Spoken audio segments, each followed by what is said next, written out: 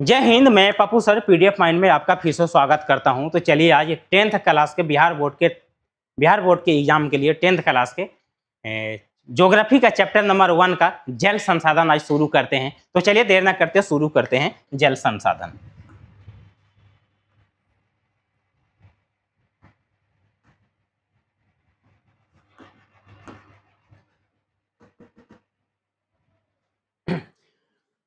पीछे मृदा संसाधन हमने पढ़ा चुका था, प्राकृतिक संसाधन पढ़ा चुका था। जो हमारे चैनल पर नए हो जाकर पीछे वाला वीडियो जाकर देख सकते हैं। तो चलिए देर न करते हुए शुरू करते हैं आज का जल संसाधन। क्या? जल संसाधन। जल भी तो एक संसाधन है। क्या है? जल भी तो एक संसाधन है। कहने का मतलब क्या हुआ? कहने का मतलब ये हुआ कि जल जो पृथ्वी पर पाए जाने वाले हर वैसी पदार्थ, हर वह एक ऐसा चीज जो मनुष्य अपने जीवन में उसको प्रयोग करता है, वही तो संसाधन कहलाता है। तो हम लोग अपने जीवन में जल का भी उतना ही महत्वपूर्ण मानते हैं जितना जीवन जीना, जितना हवा को मानते हैं। तो हवा भी एक संसाधन ही है, जल भी एक क्या है? जल भी एक क्या है? एक संसाधन ही है। तो चलिए जल के बारे में पढ़ते हैं। तो जल का स्रोत जो है, वो जल का स्रोत कई प्रकार के होते हैं। चलिए हम लिखते हैं जल का स्रोत। जल स्रोत हम लिखते हैं जल स्रोत। जल का कितने स्रोत है? तो जल का बहुत सारा स्रोत होता है। जल का स्रोत होता है, पहला होता है भूपृष्ठीय जल। क्या होता है? भूपृष्ठीय।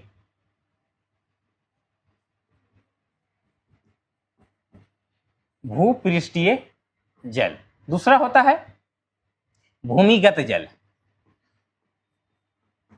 भूमिगत जल। तीसरा होता है महासागरीय जल।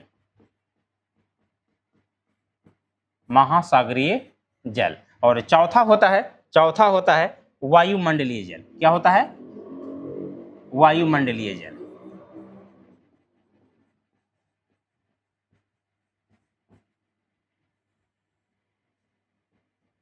वायुमंडलीय जल। कहने का मतलब क्या हुआ कि जल का स्रोत जो है, जल कहां कहां से मिलता है, हमें जल कहां कहां से प्राप्त होता है। तो जल का स्रोत 4 प्रकार का होता है। भूपृष्ठीय जल जो भूमि के अंदर है, भूमि के ऊपर है। क्या है? भूमि के ऊपर। तो जो भूमि के ऊपर जल पाया जाता है वो भूपृष्ठीय होता है। भूमिगत जल उसको कहते हैं जो भूमि के अंदर है। भूमि के अंदर। तो जो भूमि के अंदर जो जल पाया जाएगा, जो जमीन के अंदर जो जल पाया जाएगा, उसी को कहते हैं भूमिगत जल। एक होता है महासागरीय, जो महासागर में जल है। जो महासागर में जल है, तो जो महासागर में जल है उसको कहते हैं महासागरीय जल। और वायुमंडलीय जल जो वायुमंडल में पाया जाता है। जो वायुमंडल में पाया जाता है। तो ये 4 प्रकार के भूपृष्ठीय जल, वायुमंडलीय जल, भूमिगत जल और महासागरीय जल। जल का 4 मुख्य स्रोत होते हैं। जल का 4 मुख्य स्रोत होते हैं जो हम बता चुके। पहला भूपृष्ठीय जल जो भूमि के ऊपर पाया जाता है। दूसरा भूमिगत जल जो भूमि के अंदर पाया जाता है। तीसरा है महासागरीय जल जो महासागर में, समुद्र में पाया जाता है। और वायुमंडलीय जल जो वायुमंडल में पाया जाता है। तो जल का, हमारे पृथ्वी पर जल का 4 प्रमुख स्रोत होता है। तो ये सब आप लिख सकते हैं, याद कर सकते हैं। आप इसको स्क्रीनशॉट कर लीजिए। चलिए आगे चलते हैं। समझ में नहीं आता हो तो कमेंट बॉक्स में जरूर बताया कीजिए, और समझ में आता हो तो एक प्यारा सा कमेंट बताइए कि हाँ सर आपका टेक्निक अच्छा है या आप पढ़ाते बहुत अच्छे हैं। इस प्रकार का आप कमेंट जरूर हमें कर सकते हैं। चलिए आगे है भूमिगत जल। अभी बताएं कि वर्षा जल के धरातलीय छिद्रों से रिस कर कठोर आवरण पर जमा जल को भूमिगत जल कहते हैं। कहते हैं वर्षा जल, वो पानी अगर हुआ तो पानी होने के बाद जो भूपृष्ठीय पर ऊपर जो पानी रहेगा, अब पानी जो जमीन के रिस का जो जमीन के अंदर चला जाएगा, कठोर आवरण पर जाकर पानी जब रुक जाएगा, पत्थरों पर जाकर रुक जाएगा, उसी को भूमिगत जल कहते हैं। अब भूमिगत जल हम कैसे निकालते हैं? तो बोरवेल करके, बोरिंग करके, मोटर के सहारे जमीन के अंदर से जो पानी निकालते हैं वही तो भूमिगत जल है भाई, वही भूमिगत जल है। चलिए आगे चलते हैं।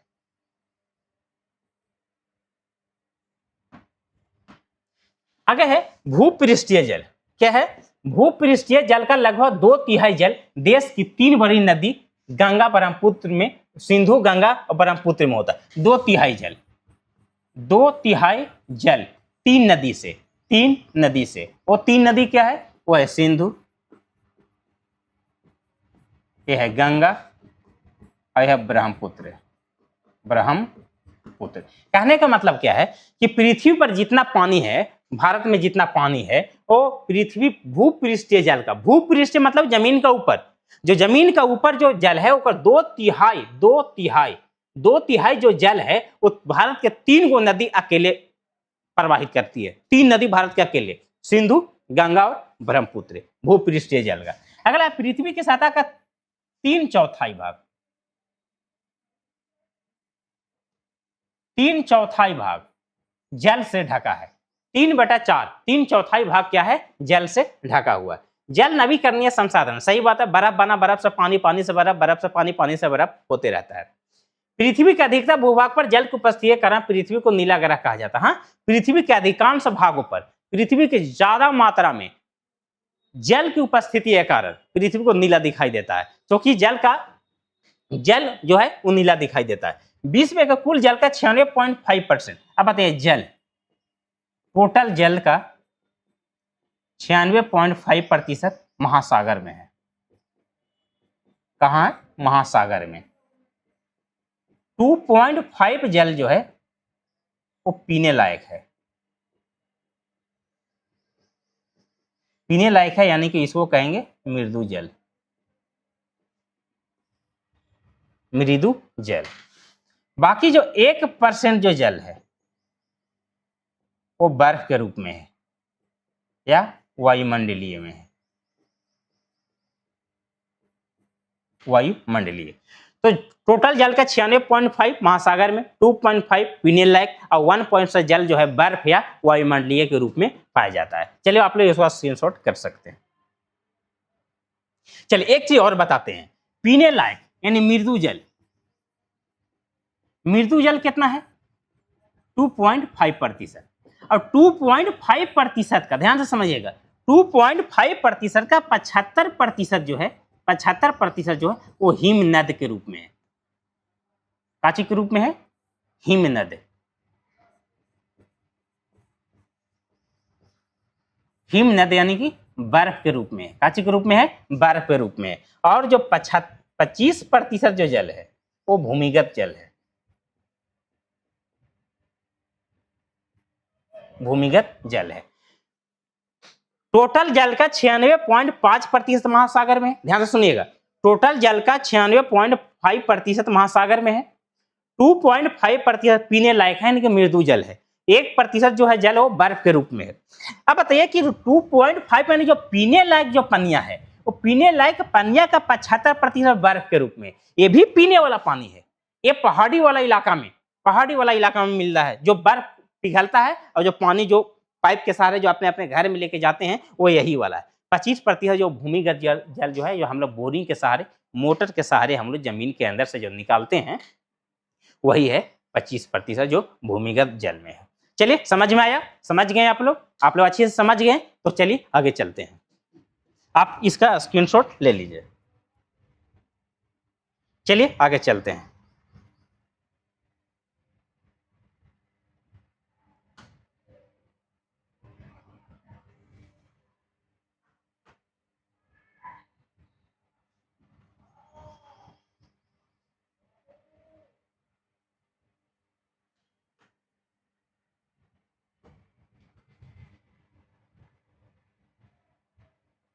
चलिए, उत्तरी गोलार्ध और दक्षिणी गोलार्ध क्या है? उत्तरी गोलार्ध और दक्षिणी गोलार्ध, उत्तरी गोलार्ध और दक्षिणी गोलार्ध। कहने का मतलब कि पृथ्वी है। क्या है? पृथ्वी। पृथ्वी के बीचे बीच जो काट रहा है उसको कहते हैं विषुवत रेखा, और ऊपर कहते हैं नॉर्थ यानी कि उत्तरी, इसको कहते हैं उत्तरी गोलार्ध। नीचे कहते हैं साउथ यानी कि कहते हैं दक्षिणी गोलार्ध। सबसे ज्यादा जो स्थल है वो इस इलाका में है। क्या है? स्थल। उत्तरी गोलार्ध में सबसे ज्यादा स्थल कहाँ है? यहाँ। सबसे ज्यादा जल कहाँ है? यहाँ। इसलिए इसको कहते हैं स्थलीय गोलार्ध। और यहाँ पर जल है इसलिए इसको कहते हैं जलीय गोलार्ध। जलीय गोलार्ध कहने का मतलब है कि पृथ्वी जो है 2 गोलार्ध है, उत्तरी गोलार्ध और दक्षिणी गोलार्ध। तो उत्तरी गोलार्ध में पृथ्वी बहुत ज्यादा है, धरती ज्यादा है, स्थल ज्यादा है। तो उत्तरी गोलार्ध में स्थल ज्यादा होने के कारण उत्तरी वाले गोलार्ध को स्थलीय गोलार्ध भी कहते हैं। नीचे है जो दक्षिणी है, तो दक्षिणी गोलार्ध में पानी की मात्रा ज्यादा है, पानी की मात्रा ज्यादा है, इसलिए दक्षिणी गोलार्ध को जलीय गोलार्ध भी कहा जाता है।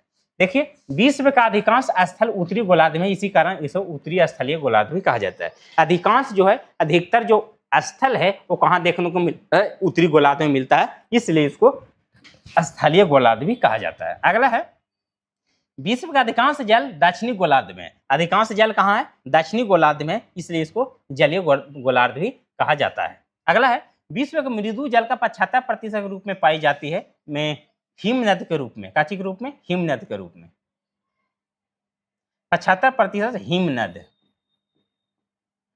के रूप में पाई जाती है और 25% भूमिगत जल स्वच्छ जल के रूप में पाई जाती है, जो हम अभी पीछे बताए थे। 2.5% का 75% हिम नद और बाकी 25% जो है वो भूमिगत जल पाया जाता है। आगे है प्राणियों में 65% तथा पौधों में 65 से 99% जल का विस्तृत विद्यमान रहता है। अब प्राणी में, इंसानों में, जानवरों में 65% जल पाया जाता है और पेड़ पौधों में 65 से 99%, किसी में कम किसी में ज्यादा, किसी में कम किसी में ज्यादा पाया जाता है। चलिए आप लोग स्क्रीनशॉट लीजिए। समझ में आ रहा है आप लोग के? समझ में आ रहा है? चलिए बहुत अच्छा।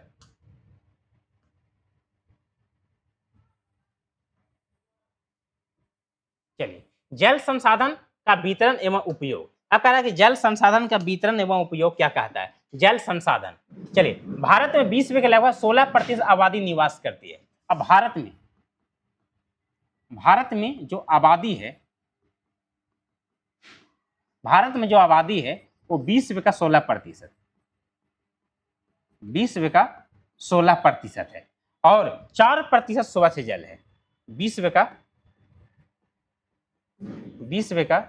4% जो है वो स्वच्छ जल है। कौन जल है? स्वच्छ जल है। भारत में आबादी जो है वो टोटल दुनिया का 16% जनसंख्या जो है वो भारत में है और दुनिया का कुल जल का 4% जल जो है वो स्वच्छ है। भारत के उत्तरी मैदान में पंजाब से लेकर ब्रह्मपुत्र घाटी तक सर्वाधिक भूमिगत जल पाए जाते हैं, लगभग 42%। कितना? लगभग 42%। अब भारत में उत्तरी मैदान में पंजाब से लेकर ब्रह्मपुत्र घाटी तक सबसे ज्यादा जल जो स्वच्छ जल जो है पाया जाता है, भूमिगत जल जो पाया जाता है वो कितना है? 42% है। आगे है भारत में इतना अरब घन मीटर भूमिगत जल उपलब्ध है, इसका 19% जल उत्तर प्रदेश में। अब भारत में 443.9 अरब घन मीटर, 443.9 अरब घन मीटर जल जो है वो उसका टोटल जो है 19% अकेले कहाँ है? यूपी में है। टोटल भारत में इतना अरब, जेकर इतना अरब का 19% अकेले यूपी में भूमिगत जल पाया जाता है। ब्रह्मपुत्र नदी का विश्व की सबसे बड़ी नदी में 8वां स्थान है। बहुत इंपॉर्टेंट है, बहुत इंपॉर्टेंट। आप लोग इसको नोट कीजिए, आप लोग इसको ध्यान से नोट कीजिए और ध्यान से याद कीजिए।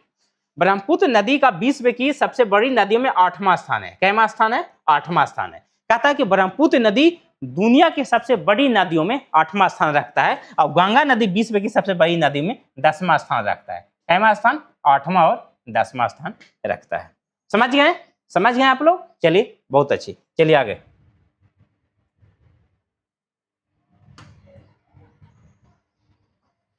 चलिए महासागरीय जल लवणीय होता है। क्या होता है? लवणीय होता है। महासागरीय जल लवणीय होता है। महासागरीय जल लवणीय होता है। लवणीय का मतलब खारा होता है। क्या होता है? खारा होता है। ये पीने लायक नहीं होता है, ये पीने लायक नहीं होता है। विश्व के कुल जल का 2.5%, कितना? 2.5% जो जल जो है वो पीने लायक है। पीने लायक क्या प्रतिशत? 2.5% जल जो है वही पीने लायक है। आगे है राष्ट्रीय जल नीति 1987 को संशोधित राष्ट्रीय जल नीति 2002 में प्रस्तुत किया गया। कह रहा है राष्ट्रीय जल नीति, राष्ट्रीय जल नीति जो है वो संशोधित किया गया। कब किया गया? संशोधित किया गया 1987 में, लेकिन प्रस्तुत कब किया गया? प्रस्तुत किया गया 2002 में। चलिए आगे चलते हैं। जल संरक्षण की विधियां। जल संरक्षण की विधियां मतलब जल कितने तरीका से आप संरक्षित कर सकते हैं। जल संरक्षण विधियां, जल कितने तरह, तो भूमिगत जल की पूर्ति। भूमिगत जल मतलब भूमि के अंदर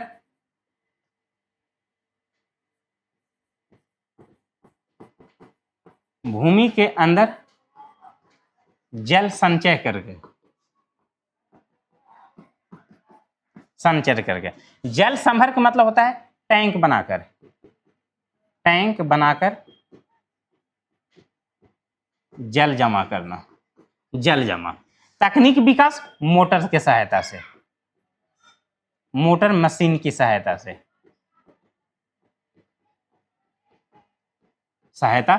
जल संरक्षण की 3 विधियां। जल संरक्षण, जल को बचाने का कितने विधि है? 3 विधि। पहला भूमिगत जल, भूमि के अंदर जल संभर टैंक बनाकर, और तकनीकी विकास मोटर या मशीनों का प्रयोग करके हम गंदे पानी को भी, मोटर और मशीनों का सहायता से गंदे पानी को भी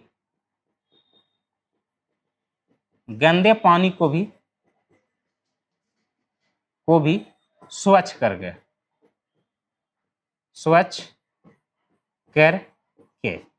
तकनीकी विकास में यह हो सकता है कि गंदा पानी है उसको भी स्वच्छ करके हम उसको अपने प्रयोग लायक बना सकते हैं। चलिए आगे चलते हैं।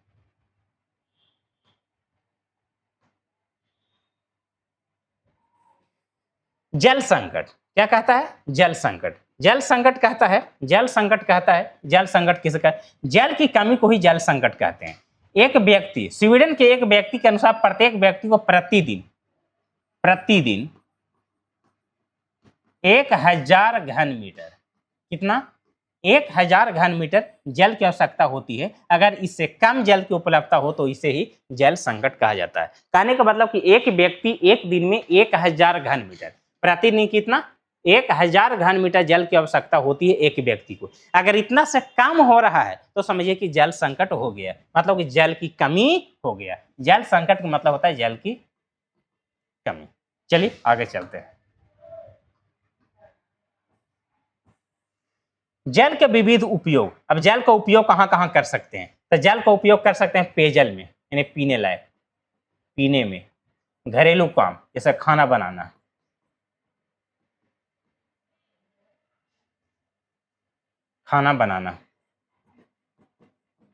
नहाना, बर्तन धोना,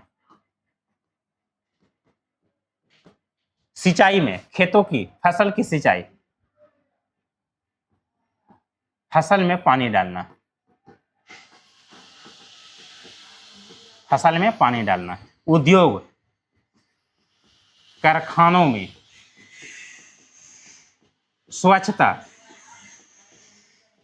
साफ सुथरा में, सफाई में, साफ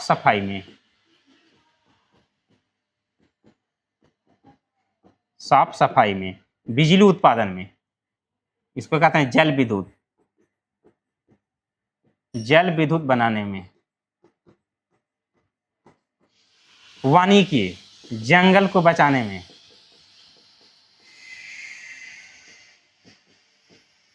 जन स्वास्थ्य, लोगों की स्वास्थ्य में, मतलब कि लोग जल के बिना गंदा रहेगा तो बीमारी तो फैलेगा ही। तो ये सारे जो है वो जल के विविध उपयोग है, जल का प्रयोग है। आप लोग लिख सकते हैं, तो बच्चे वाले चीज था। चलिए स्क्रीनशॉट कर लीजिए आप लोग।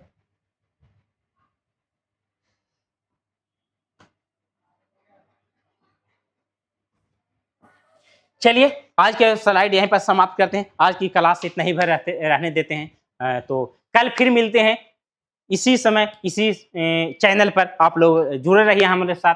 और कैसा लगा आज का क्लास शेयर कीजिए, फीडबैक जरूर दिया कीजिए। और एक क्लास अगर अच्छा लगा हो तो एक प्यारा सा कमेंट बॉक्स में आप दे सकते हैं, जिससे हम मोटिवेट हो सकें। वीडियो को शेयर करिए और एक लाइक जरूर ठोकिए। और चैनल को नए हैं तो सब्सक्राइब कीजिए। जो हमारे चैनल से नए जुड़े हैं वो पीछे कर जाकर वीडियो देख सकते हैं, तब जाकर आपको ज़्यादा से ज़्यादा समझ में आएगा। तो चलिए आज की वीडियो यहीं पे समाप्त करते हैं। जय हिंद।